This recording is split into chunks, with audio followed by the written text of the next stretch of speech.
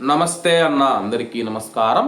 కువైట్లో విమానాలు ఎప్పుడు ప్రారంభమవుతాయని చెప్పి చాలామంది అడుగుతూ ఉన్నారు. అలాగే దీనికి సంబంధించి కువైట్ క్యాబినెట్ సమావేశం నిర్వహించడం జరిగింది. ప్రస్తుతం ఉన్న పరిస్థితుల్లో కువైట్లో పరిస్థితులు ఎలా ఉన్నాయి, అలాగే ఏ విధంగా ముందుకు వెళ్ళాలి, ఇరాన్ దాడులను కువైట్ క్యాబినెట్ తీవ్రంగా ఖండించిందనమాట. అలాగే కువైట్ రక్షణ మంత్రిత్వ శాఖ మంత్రి గారు కువైట్లో ఉన్న పరిస్థితులను కువైట్ క్యాబినెట్కి అయితే తెలియజేశారనమాట. ప్రస్తుతం కువైట్లో ఈ పరిస్థితులు ఉన్నాయి. అలాగే కువైట్ ఎయిర్పోర్ట్ గురించి కూడా కువైట్ క్యాబినెట్ చర్చించింది. ప్రస్తుతం కువైట్ ఎయిర్పోర్ట్లోని టెర్మినల్ 1లో పనులు శరవేగంగా జరుగుతూ ఉన్నాయి.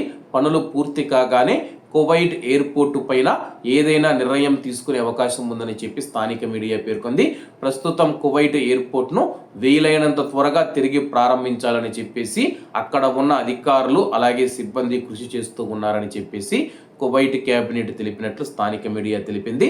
ప్రస్తుతం మనం చూసుకుంటే యుఎస్, ఇజ్రాయెల్, ఇరాన్ యుద్ధం కారణంగా కువైట్ మరియు గల్ఫ్ దేశాలు, మిడిల్ ఈస్ట్ దేశాలలో 700కు పైగా విమానాలు రద్దయినట్లు ఏవియేషన్ అనాలిటిక్స్ కంపెనీ సిరియం తెలిపింది.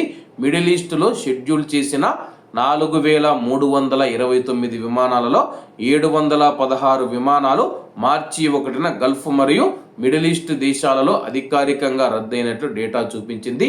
అనేక విమానయాన సంస్థలు అధికారికంగా తమ షెడ్యూల్ను రద్దు చేసుకోలేదు.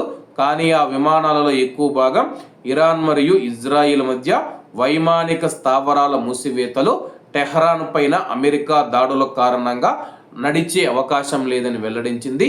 తొలి రోజు 11 గల్ఫ్ మరియు మిడిల్ ఈస్ట్ దేశాలలో 1800కు పైగా విమానాలు రద్దయ్యాయని చెప్పేసి, అలాగే ఈ యొక్క విమానాల రద్దు మనం చూసుకుంటే ఇప్పటికి కూడా కొనసాగుతూ ఉందన్నమాట.